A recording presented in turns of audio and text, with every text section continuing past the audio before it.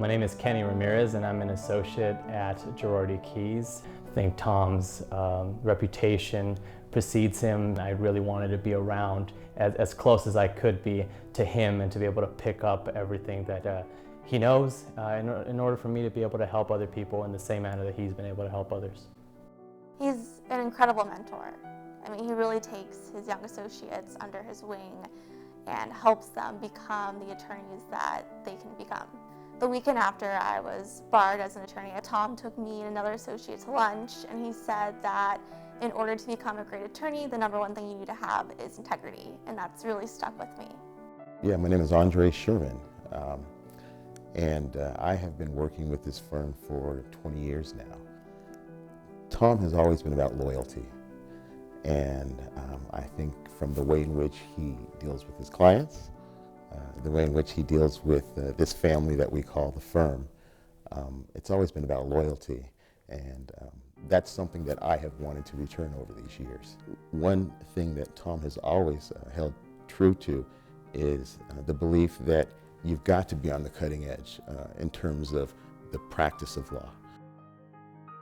At the heart of it all, he cares about people. He cares about helping individuals. He cares about helping the little guy against a huge corporation. I think one of the things that maybe stands out to me personally is my siblings, after I think watching me and hearing from me and how much I loved working here, decided to go to law school themselves. So both of them are actually, one L is in law school right now. Maybe people don't know about him. Well, he was a former professional baseball player before he became an attorney, which I think is interesting, knowing that he's just so talented in so many ways. If I were to describe Tom Girardi in one word, I would say mentor.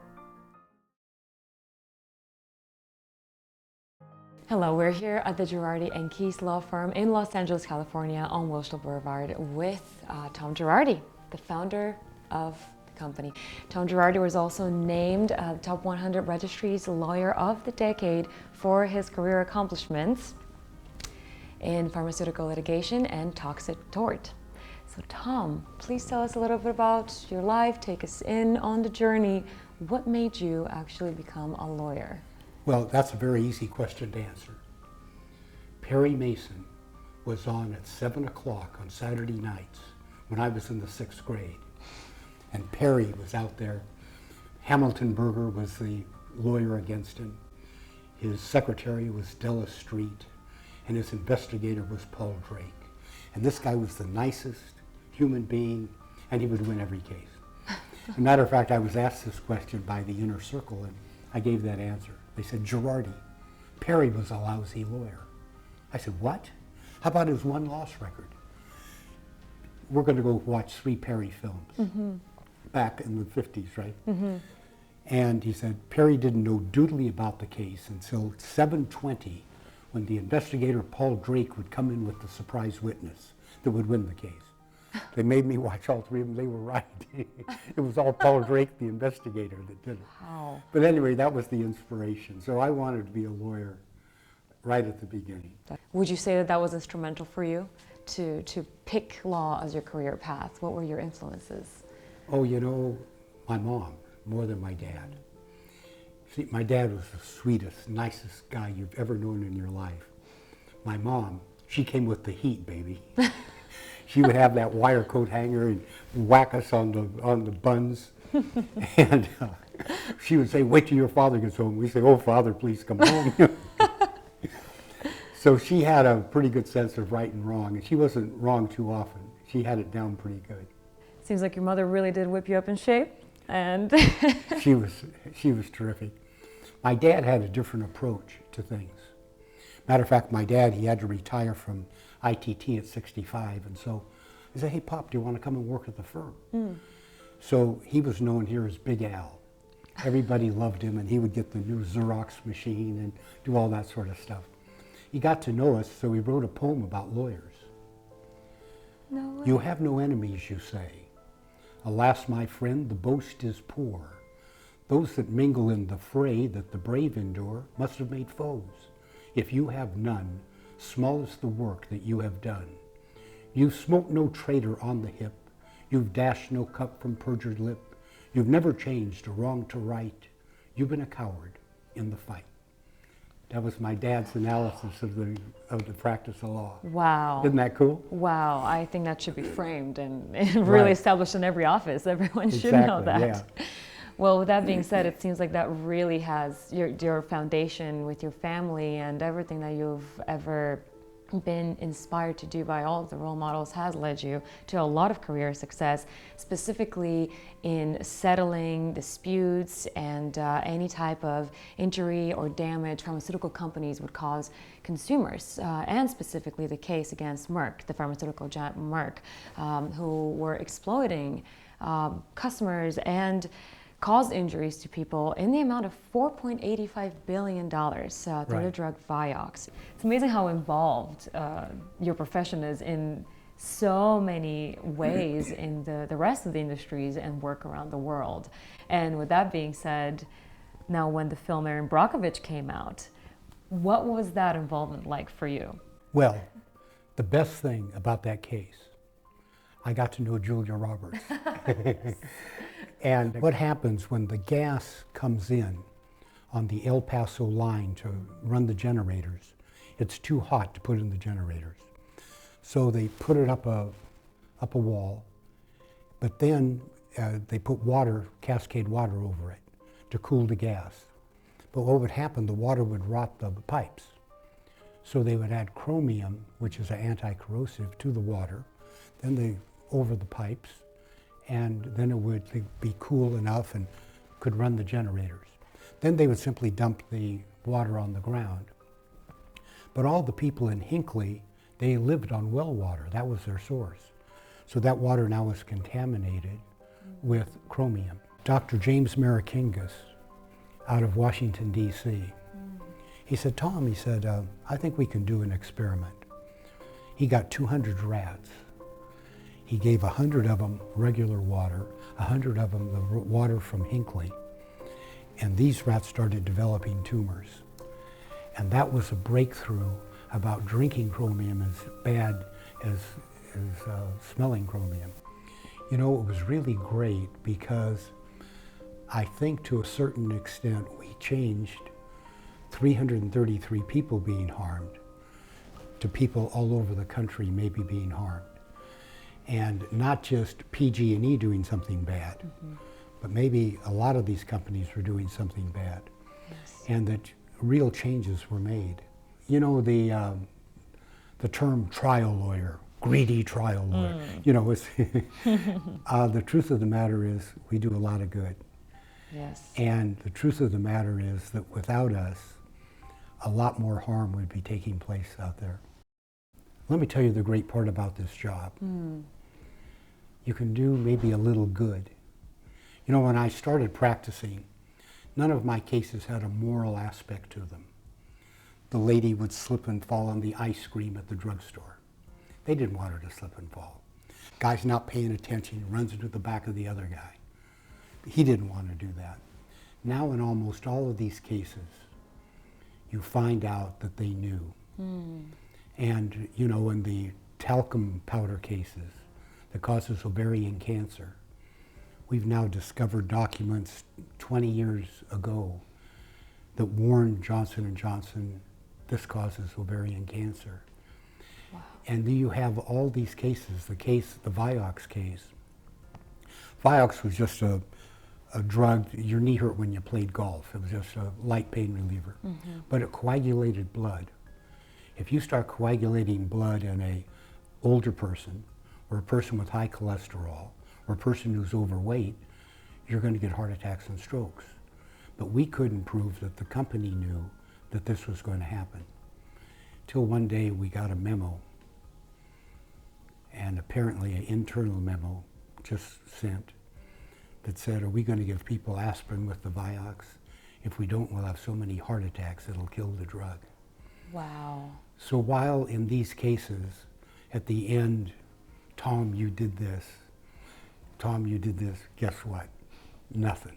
The real information came from people out there. We've had a lot of letters like that over the years.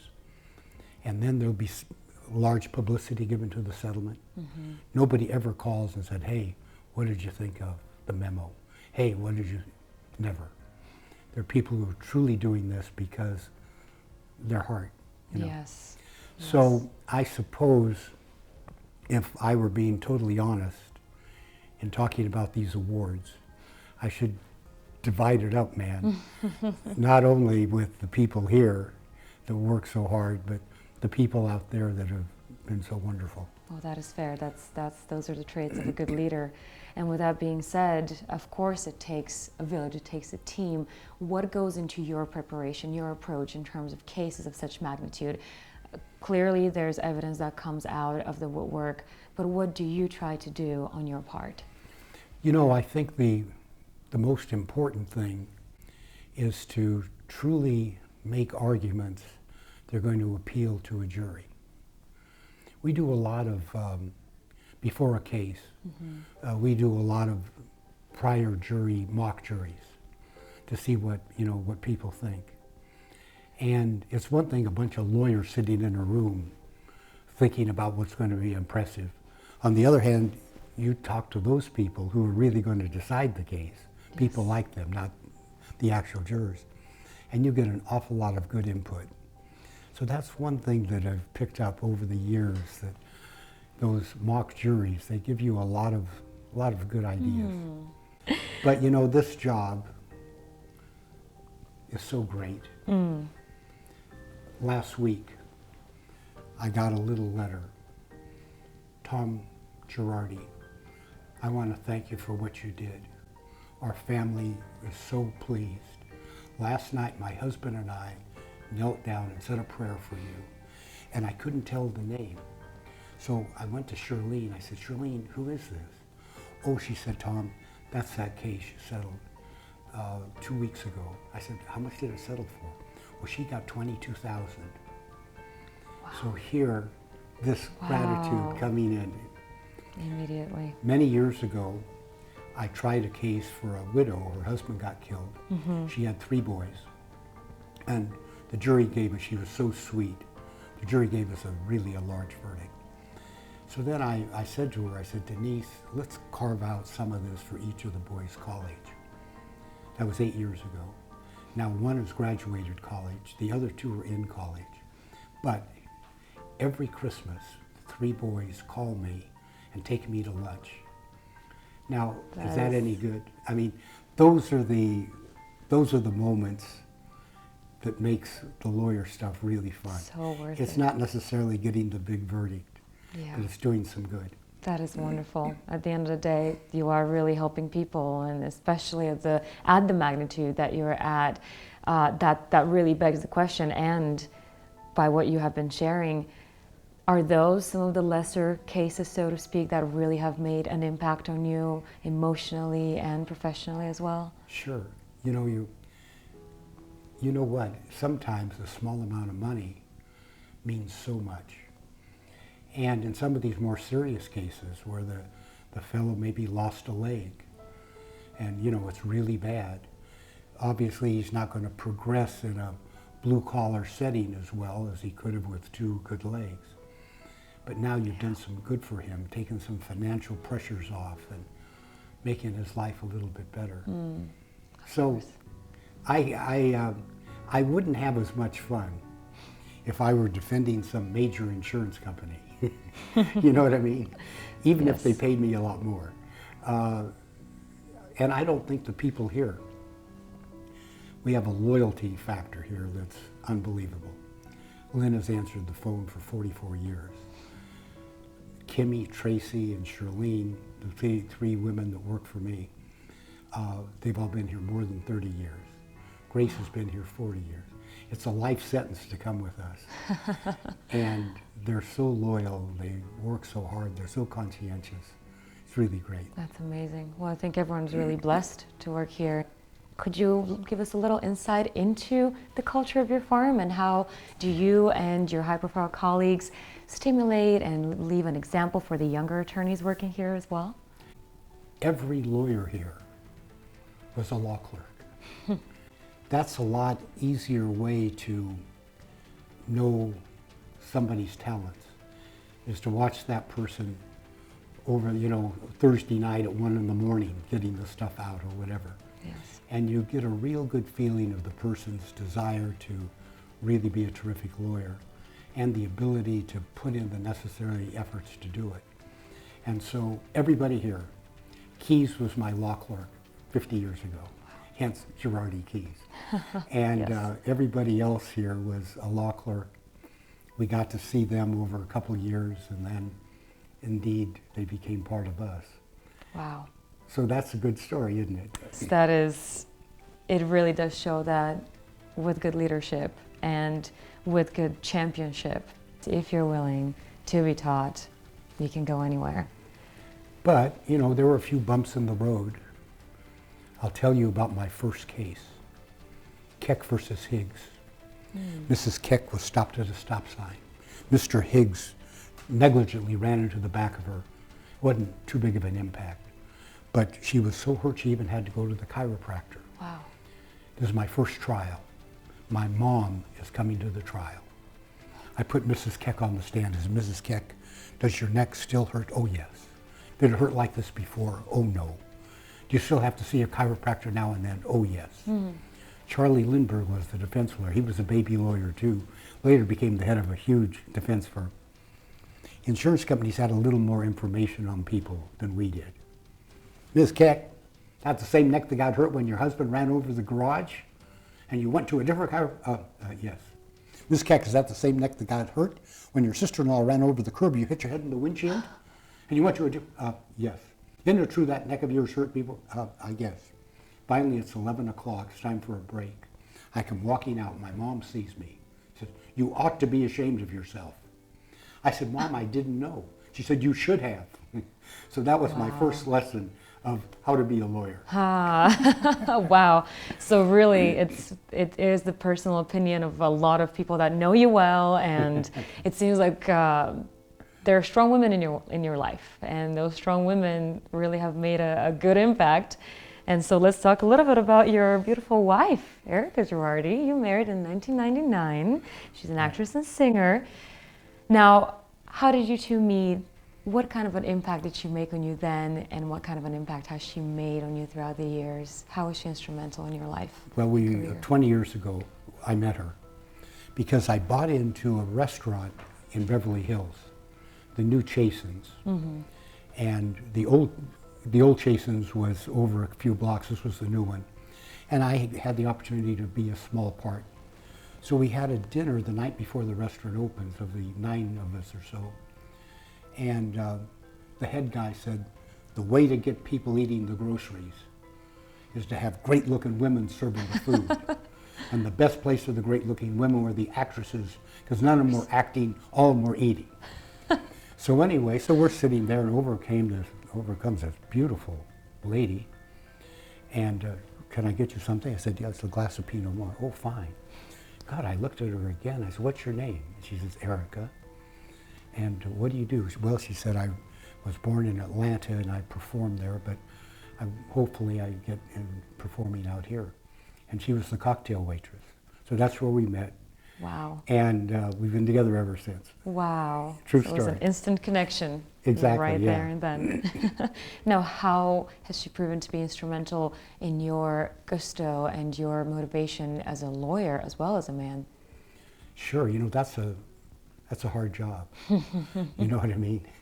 No matter how good you are, how hard you work and so forth, to actually get the gig and get the, you know, is really hard. Yes. But her first Billboard #1 on dance music was 13 years ago. And then she's continued to do really well, you know, in that line. She went on tour right before Christmas, and 12 shows, everyone sold out. I can understand Lady Gaga selling out. I didn't know Erika could sell out. But Clearly, you two are together, you're a powerhouse. Right. And with that being said, she helps you in your career in a sense of giving that moral motivation and being by your side. And you have been a part of her career in a way, especially when you two appeared on The Real Housewives of Beverly Hills. What was that experience like? Well, it was like going to trial in front of a terrible judge and having a bad client. It doesn't get any worse than that. Best simile ever made. No, of course it was nice, and just to be able to do something for her is massively important. She's done so much for me, you know, Yes. it's wonderful. You know, before I would go into a hotel, maybe in New Orleans, and a couple guys would come up and he said, "You Tom Girardi?" "Yes." "Oh, Tom, you've done such great legal work, you know, thank you." Now I'll go into the same hotel, there'll be 20 people, women. Tom, can we get your picture? We love Erika." Of course, behind every successful woman, there's a man. Right, We can exactly. reverse it in that case. So things have changed a little Yeah. bit. Yeah. I think so. Well, I think you two both stand on the same equal pedestal, and it's a wonderful thing to see such a strong marriage and such a strong relationship really fueling also the professional career success. I think so. You know, I think one of the things that keeps a marriage good is if both people are dedicated to something else. Nothing is worse than at 5 o'clock, "Gee whiz, where is she?" Or "Where is he?" You know, because I think to achieve success, it's not a 35 or 40-hour-a-week job. Certainly it isn't in the law, and it's not in the profession, the acting profession that you don't know a lot about, or the music profession, etc. You know, it's so much dedication and so much hard work. And indeed, to have two people who are out there working hard makes things really nice. Yes, yes, and I think that's what makes it attractive, makes the other person attractive to their spouse. Would you mind leading us a little bit and talking to us a little bit about the Champion of Justice Radio that you are a part of? Yeah, so 10 years ago, this small station in Glendale called and they said, "You know, we want to do a lawyer show, and we've been given your name." I said, you know, there's no way I could schedule because I travel around the country and so forth. "Well, we record it." I said, "Well, I'll think about it." So that night I go home and I said, "Erika, I got this call and I don't have time for this. Tom," when I know she's serious, "You're the person who tells me that people don't know about the good things that good lawyers do, the things that good judges do. Now you have a chance to show them and you're going to say you're too busy." "Okay, Erika, I'll do it." So anyway, so it started off there, and now I think we're on 16 stations across the country. Wow. And we've had some great guests. We had Justice Scalia on. Wow. We've had Supreme Court justices. And then it's a show that good lawyers have done some good work for people. It's not a show of, I'm a big lawyer. Everything is based upon really the outcome of things that did some good and the dedication of those lawyers and judges that made it happen.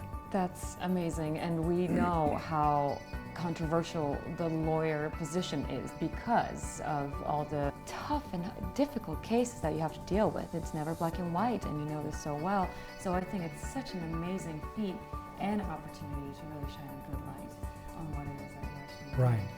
But it's true. The truth of the matter is we do good. Yes. But nobody knows that. Yes. So if we could kind of explain that now and then, that means so very much. It's such a great job. Can you imagine? You have a job and then you have people that you've really helped and they're so appreciative.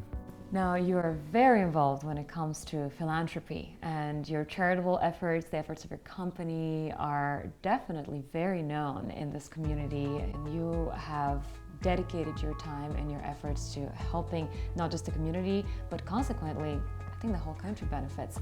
Now, that started, I believe, early on in Loyola Law School, where you actually gained your Juris Doctor degree. Yes, matter of fact, I didn't get a Juris Doctorate. In those days, you got a Bachelor of Laws. Huh. They changed it later on to Juris Doctorate, which makes you sound a little smarter. But, but in my days, I had a LLB, a Bachelor of Laws degree. And, you know, I'll tell you something that's interesting. My freshman class, first year class of law school's 3 years, that we had 92 kids in the class. 3 girls, all the rest boys. We graduated 35, the 3 girls graduated and 32 guys. I gave a talk at Loyola University graduation and during grad day. They had 360 graduates, 67% were women. To give you some idea how women have changed. Yes. Senator Boxer is a friend of mine who's now retired out of the Senate.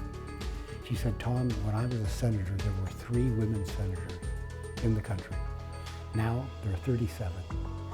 And so over a relatively small period of time, you've seen how women have totally changed. Yes. And that's true in the trial profession too. You know, when I like to co-try a case, I like Amy Solomon to be with me, I like one of the lawyers here to be with me.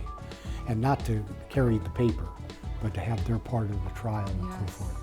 So you find the female presence in the profession very grounding, and how do you find that it has enriched the law profession? You know, I think it's huge, because I think a lot of women out there are much more receptive to a woman than to some guy. And that being the case, I think there's a huge difference that's showing. Do your female colleagues ever catch a fact, a detail that you may not have noticed, not due to lack of anything else, but just the way that the woman can focus on certain parts of the Hey Tom, task? this isn't going to sell to a woman. You got to change this. There's Okay, that insight. that would be Amy Solomon to me. Yes, yes. Well, I think honestly, all those women really have been able to be inspired by the wonderful men that have come before them, the men that do put them in the light and do admire them and allow them to really have that freedom to express themselves, and they have earned it very hard. But I'm so glad that it can be such a camaraderie where you can walk hand in hand and really work together on that same level. It's really true. See, the few things we've talked about here, hey people, these lawyer guys are good guys. Yes. You know, if I were to try to say, what's tomorrow? I suppose the answer is I don't know, but I have an appointment this aft. And that's going to probably tell me what tomorrow is going to be. The great thing about being a lawyer, it's so broad. You know, if you're in a certain profession, you're right here, and this is what you do. In the law, you're all over the place. So one week you're learning the toxic effect of chemicals, one week you're learning the bad effect of drugs on people, one week you're learning about how the automotive is designed inappropriately, it's causing a bunch of problems. One week, Yes. it's so great. That's amazing. You become a Renaissance man. Yeah, you learn. get to know so much. Just- And that's what, I think that's one of the things that makes it so good. That's incredible. It's this never-ending well of knowledge. Hearing you talk about the environmental implications and how the actual corrosion worked on the pipes during the Pacific Gas and Electric case, it seems like you really have to become very savvy in that type of knowledge. Right. And how long does it take you to research that usually? Well, once again, you go rely upon other people. And you start checking the literature. And you'll always find someone who wrote this article 10 years ago that no one's paid any attention to. Boom, let's get him. Let's go talk to him. He's in Washington, okay, good. Let's see if he'll help, etc. And you get that information from, it isn't your own intelligence that says, okay, this is a good case. Your only intelligence is being able to find out the intelligent people, and they're going to tell you how to do it. Yes. And in all these cases, especially the unique ones, you know, it's one thing the guy's driving too fast and he causes an accident. Well, okay, that's not too much excitement in that. Yeah. But on the other hand, these cases involving products, these cases involving the way things have been handled, these things that all that stuff, it isn't the lawyer. The lawyer has to go find those people out there that know what they're talking about. That's very smart. And then you become a semi-expert in tires of how they can Yes. separate under bad conditions. and Before things you know like it, you that. can probably write 100 books on all those different topics. Maybe so, yeah. Tom, it's been an immense pleasure. Thank you so very much. I have learned more than I have in the last 3 months in my life. You really enriched me, you enriched the audience. Thank you for having us. Thank you for everything you shared out of your life, out of your profession, in terms of what made you the man, the husband, the professional, and the fighter for truth that you are. Thank you. Thank you. From the bottom of my heart. This was really nice. Absolute pleasure.